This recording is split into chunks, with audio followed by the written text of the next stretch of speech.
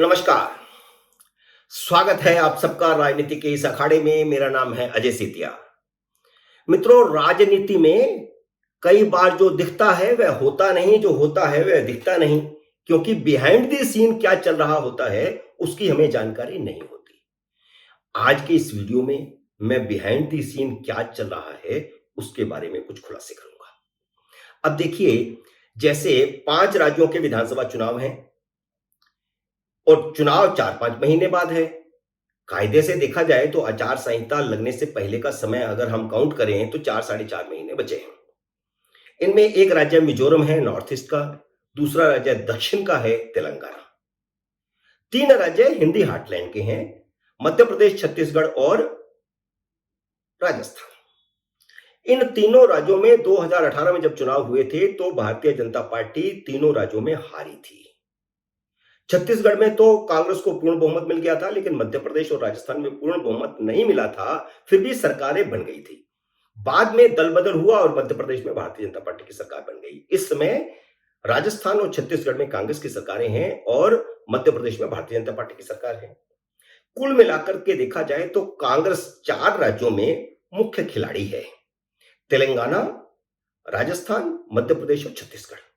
Bharatiya Janata party 3 राज्यों में तो मुख्य खिलाड़ी है ही, लेकिन तेलंगाना में भी भारतीय जनता पार्टी का दावा है।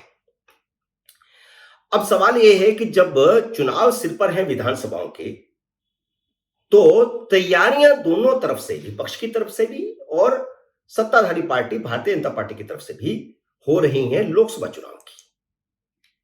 ऐसा क्यों, जबकि लोकसभा चुनाव में तो 10-11 महीने बाकी पड़े हैं? और इसकी वजह यह है कि इस बार लोकसभा चुनावों में विदेशी ताकतें बहुत दिलचस्पी ले रही हैं। दिलचस्पी ही नहीं ले रही, बल्कि आज के इस वीडियो में मैं खुलासा करूंगा कि भारतीय लोकतंत्र में, भारतीय लोकसभा के चुनावों में विदेशी ताकतें बहुत बड़ा इंटरेस्ट लेकर के, बल्कि फंडिंग करके चुनाव को इधर से उधर करना चाहती हैं।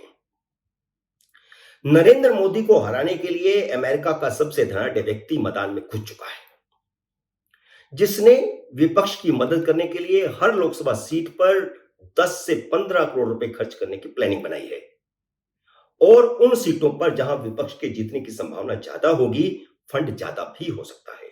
जहां हारने की संभावना होगी, वहां का फंड जीतने वाली सीट पर डाइवर्ट किया जाएगा। विपक्षी दल ऐसी 300 सीटों की शिनाख्त करने में जुट गए हैं जहां पर भारतीय जनता पार्टी के उम्मीदवार के सामने एक उम्मीदवार खड़ा करने की संभावना बनती हो। मोदी को हराने के लिए फंडिंग करने वाला वह व्यक्ति है जॉर्ज सोरोस, जो दुनिया भर में अपने अनुकूल सरकारें बनाने के लिए किसी भी हद तक जाने के लिए मशहूर है और कई जगह पर उसने सरकारें बदली भी हैं। गौतम अडानी के दुनिया का नंबर 1 धनाढ्य बनने के बाद जॉर्ज सोरोस ने नरेंद्र मोदी को उखाड़ फेंकने की कसम खाई हुई है। वह दुनिया भर में जा जाकर के नरेंद्र मोदी के खिलाफ वातावरण बनाने की कोशिश कर रहे हैं। उसका मानना है कि नरेंद्र मोदी ने ही गौतम अडानी को इतना धनाढ्य बनने में मदद की। आपको याद होगा, राहुल गांधी ने लोकसभा में दिए अपने अंतिम भाषण में भी यही बात कही थी। नरेंद्र मोदी पर इसी तरह के आरोप लगाए थे। यह अलग बात है कि लोकसभा के रिकॉर्ड से उनके भाषण को निकाल दिया गया है। जॉर्ज सोरोस नाम तो डेमोक्रेसी का लेता है, लेकिन धन बल पर डेमोक्रेसी को खरीदने का काम करता है, डेमोक्रेसी को डिस्टेबलाइज करने का काम करता है। उसने डेमोक्रेसी के नाम पर सरकारों का तख्ता पलट करने के लिए 8,000 करोड़ रुपए का फंड बनाया है और इसको सार्वजनिक किया है, कुछ छुपाया नहीं उसने। जॉर्ज सोरोस की इस योजना ने नरेंद्र मोदी की नींद हराम कर दी है, क्योंकि इस समय तो जॉर्ज सोरोस की आंख की किरकिरी नरेंद्र मोदी है। जब से वह अमेरिका से लौटकर आए हैं, उस दिन से वह चुनावी चिंता में डूबे हुए हैं। 26 जून को वह भारत लौटे थे। 27 जून को उन्होंने भोपाल से देश भर के भारतीय जनता पार्टी के बूथ इंचार्जों के साथ सीधे संवाद किया, उनके सवालों के जवाब दिए और इन्हीं सवालों जवाबों के अंदर ही उन्होंने अपने हिंदू वोट बैंक को मजबूत करने के लिए कॉमन सिविल कोड लाने की बात कही है। हालांकि जब वह अमेरिका रवाना हुए थे तो उससे ठीक पहले 14 जून को विधि आयोग ने एक प्रेस नोट जारी करके लोगों से कॉमन सिविल कोड पर उनकी राय मांगी थी। 1 महीने का समय दिया हुआ है, वह प्रक्रिया चल रही है। तो 28 जून को, ये 27 जून की बात है भोपाल वाली, 28 जून को दिन भर प्रधानमंत्री आवास पर मीटिंगों का दौर चला। अलग अलग मीटिंगें हुई, किसी में भारतीय जनता पार्टी के अध्यक्ष मौजूद थे, किसी में महासचिव मौजूद थे, किसी में किसी विभाग का मंत्री मौजूद था, किसी में किसी विभाग का मंत्री मौजूद था, कई जगह पर 4-4, 5-5 मंत्री भी मौजूद थे। और 28 जून की दिन भर की इन मीटिंगों के बाद आखिरी मीटिंग आधी रात तक चली, जिसमें अमित शाह, जेपी नड्डा और भारतीय जनता पार्टी के संगठन महामंत्री बीएल संतोष शामिल थे। ये चारों भारतीय जनता पार्टी का शीर्ष नेतृत्व है। 29 तारीख को सुबह नड्डा चुनावी राज्य राजस्थान रवाना हो गए और अमित शाह बिहार रवाना हो गए, जहां विपक्षी दलों ने 23 जून को भारतीय जनता पार्टी के सामने एक उम्मीदवार खड़ा करने की रणनीति बनाई है। वह कह तो ये रहे हैं कि पूरे देश भर में ऐसा हो जाएगा, हालांकि ऐसा होने वाला नहीं है। इन सब गतिविधियों से मोदी की अमेरिका यात्रा के तार सीधे से जुड़े हैं। अमेरिका से उन्हें जॉर्ज सोरोस की भारतीय रणनीति की सारी जानकारियां मिल गई हैं। प्रधानमंत्री को यह तो पहले से ही पता था कि राहुल गांधी की भारत जोड़ो यात्रा में जॉर्ज सोरोस की ओपन हाउस फाउंडेशन का उपाध्यक्ष शलील शेट्टी उन्हें मिलने पहुंचा था। उसके फोटो भी वायरल हो चुके हैं, आप देख रहे हैं। उन्हें यह भी पता था कि मार्च में राहुल गांधी की लंदन यात्रा के समय भी जॉर्ज सोरोस का प्रतिनिधि उन्हें मिला था। राहुल गांधी की यात्रा को लेकर भारतीय जनता पार्टी संसद में इसीलिए इतनी हमलावर हो गई थी कि राहुल गांधी को सफाई देने का मौका भी नहीं दिया गया था और वह सारा सत्र जाया हो गया था। राहुल गांधी की लंदन यात्रा के बाद जॉर्ज सोरोस ने जर्मनी में दिए, मार्च में ही, मार्च के आखिरी हफ्ते में, मार्च के पहले हफ्ते में लंदन में यात्रा हुई राहुल गांधी की और मार्च के आखिरी हफ्ते में जर्मनी में जॉर्ज सोरोस ने एक भाषण दिया और अपने भाषण में नरेंद्र मोदी पर हमला किया और यह भी कहा कि वह भारत में लोकतंत्र को वापस लाएंगे, जैसे भारत में लोकतंत्र खत्म हो गया हो। और इसका सीधा सा मतलब यही है कि राहुल गांधी ने जो लंदन में कहा था वही बात जॉर्ज सोरोस ने बाद में जर्मनी में जाकर के कही। लंदन में क्या कहा था? लंदन में राहुल गांधी ने यही कहा था कि भारत में लोकतंत्र पर खतरे के बादल मंडरा रहे हैं, बल्कि यह भी कहा था कि मोदी राज में लोकतंत्र खत्म हो गया है। उन्होंने यूरोपियन देशों और अमेरिका को दखल देने की अपील की थी ताकि डेमोक्रेसी को बचाया जा सके। जॉर्ज सोरोस का बयान उसी लाइन पर था। विदेश मंत्री एस जयशंकर और स्मृति ईरानी ने इस पर कड़ी प्रतिक्रिया भी दी थी। लेकिन नरेंद्र मोदी की अमेरिका यात्रा के समय कुछ नए सुराग हाथ लगे हैं। वे सुराग ये हैं कि मोदी को चुनावों में हराने के लिए जॉर्ज सोरोस ने भारत की हर लोकसभा सीट पर 15 करोड़ रुपए खर्च करने की योजना बनाई है। मोदी के अमेरिका जाने से पहले 20 दिन तक राहुल गांधी अमेरिका में थे। 20 तारीख को नरेंद्र मोदी भारत से अमेरिका के लिए उड़े और 20 तारीख को ही राहुल गांधी अमेरिका से भारत के लिए उड़े।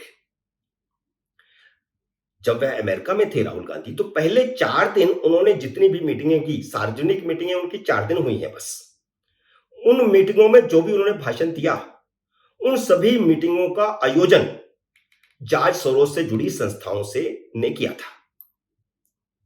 उनके पहले ही कार्यक्रम में सुनीता विश्वनाथ मंच पर मौजूद थी, जिसे जॉर्ज सोरोस फंडिंग करते हैं।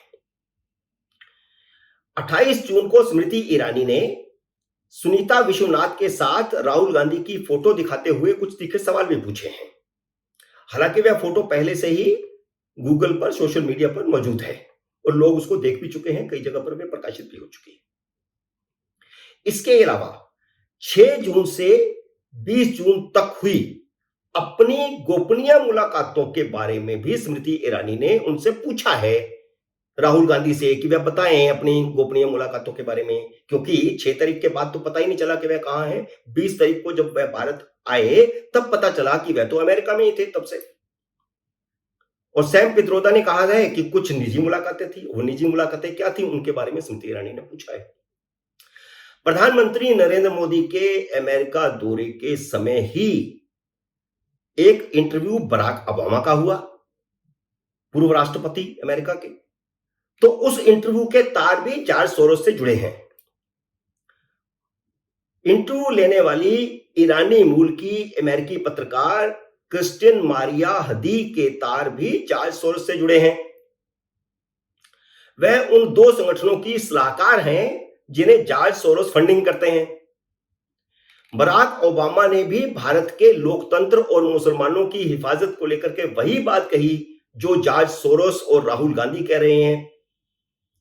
और आप देखिए कि मोदी की जो व्हाइट हाउस में प्रेस कॉन्फ्रेंस हुई, साझा प्रेस कॉन्फ्रेंस थी जो बिडेन के साथ, उस प्रेस कॉन्फ्रेंस में जो सवाल पूछे गए वह सवाल पूछने वाली भी मुस्लिम थी, और यहां बराक ओबामा की इंटरव्यू लेने वाली भी मुस्लिम थी, और सवाल भारत के लोकतंत्र और मुस्लिम समुदाय को लेकर के किए गए। इंटरव्यू से पहले जॉर्ज सोरोस ने अपनी ओपन सोसाइटी फाउंडेशन से ओबामा फाउंडेशन को भी करोड़ों डॉलर का फंड दिया है। तो यानी बराक ओबामा का जो इंटरव्यू हुआ उसके अंदर जो भारत के खिलाफ, नरेंद्र मोदी के खिलाफ, लोकतंत्र के बारे में जो टिप्पणियां की गई, मुसलमानों के बारे में जो टिप्पणियां की गई, वह प्रयोजित थी। इंटरव्यू लेने वाला भी, इंटरव्यू देने वाला भी, उन दोनों के तार भी जॉर्ज सोरोस से जुड़े हैं। यह बगल में जो मैं आपको फोटो दिखा रहा हूं ओबामा का, उनके साथ बैठे हैं जॉर्ज सोरोस के बेटे अलेक्जेंडर, और इसी मीटिंग में ही वो फंड का लेन देन हुआ है। मित्रों, उम्मीद है खुलासों से भरा मेरा यह वीडियो आपको पसंद आया होगा। इसे लाइक और शेयर कीजिए।